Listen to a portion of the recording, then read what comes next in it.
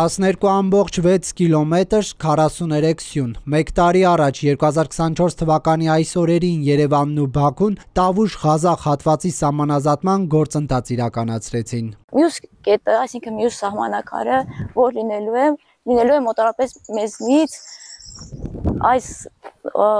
մեզնից մոտ 20 մետր վերև դաշտերի սաղ բնակելի կառուցապատման հողերեն պատկանում են կիրանցեցիներին այդտեղ։ Ֆակտոր TV-ն ակտիվորեն լուսաբանում էր Կիրանցում տեղի ունեցող գործընթացները, ներկայացնում նաև բնակիչների մտահոգությունները։ Կիրանցի վարչական ղեկավար Կամո Շահինյանն այդ օրերին մեզ հայտնել էր, որ սահմանազատումից հետո Ադրբեջանին է անցնում սեփականաշնորհված 57 տարածք, այդ թվում 2 բնակելի կառուցապատված շինություն, ավտոնորոգման կետ, 3 խանութ, 1 ավտոլվացման կետ, 2 այլ շինություն, որոնցից մեկը խանութ, մյուսը չգործող արագ սննդի կետ։ Ի դեպ, մինչ օրս էլ գաղտնի է պահվում, թե պետական բյուջեից որքան գումար տրամադրվեց գույք կորցրած քաղաքացիներին որպես վնասի փոխհատուցում։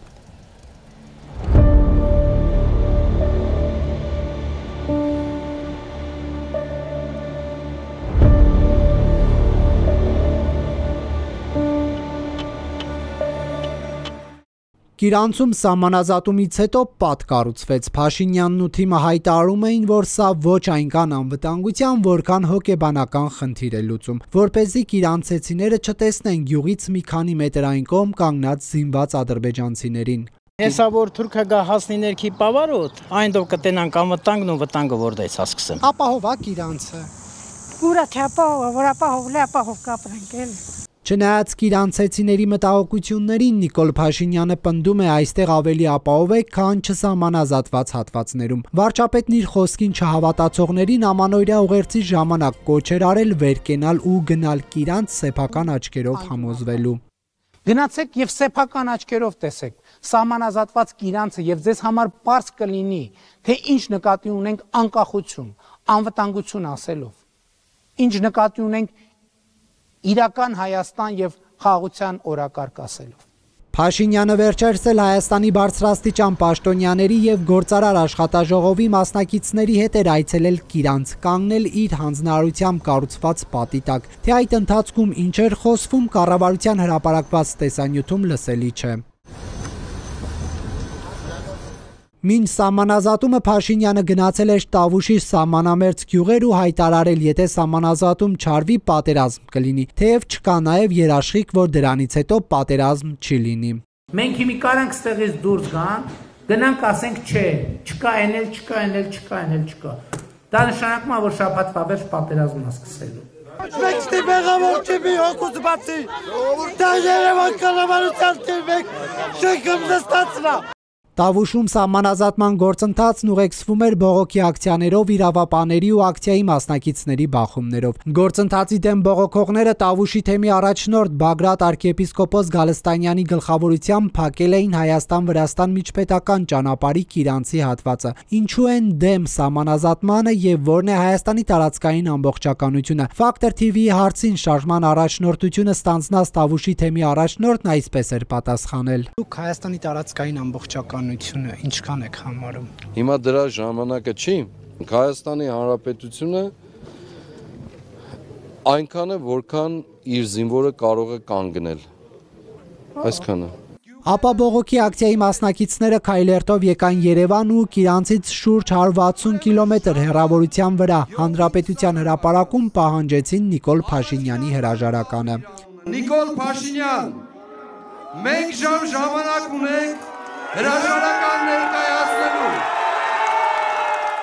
Օրեր անց ներքաղաքական լարված մթնոլորտում հայտնի դարձավ, որ մայիսի 15-ին երկու երկրների սահմանազատման հանձնաժողովները ստորագրել են գործընթացի ավարտն ազդարարող արձանագրությունը։ Փոխվարչապետներ Մեհեր Գրիգորյանի եւ Շահին Մուստաֆայևի սահմանին կայացած հանդիպման եւ փաստաթղթի ստորագրման վերաբերյալ որևէ տեսանյութ կամ լուսանկար չհրապարակվեց։ Կառավարությունը բավարարվեց հաղորդագրություն տարածելով։ Ըստ վարչապետի աշխատակազմի Ադրբեջանը 2.5 գյուղ ստացավ, իսկ Հայաստանի Հանրապետությունը անվտանգային ռիսկերի նվազեցում։ Տավուշը հանուն հայրենիքի անունը ստացած շարժումը Փաշինյանի հեռացման պահանջով բազմամարդ հավաքներից հետո աստիճանաբար մարեց, այդպես էլ չկարողանալով հասնել նպատակակետին՝ Նիկոլ Փաշինյանի իշխանազրկմանը։ Բագրատ Գալստանյանը չի հայտարարել իր գլխավորած եւ հետագայում սրբազան պայքար վերանվանված շարժումը դադարեցնելու մասին։ Մեկնարկից 1 տարի անց շարժումը չենք վստահում ակցիան է իրականացնում, փորձելով ստանալ Փաշինյանի դեմ հնարավորինս շատ քաղաքացիների աջակցությունը։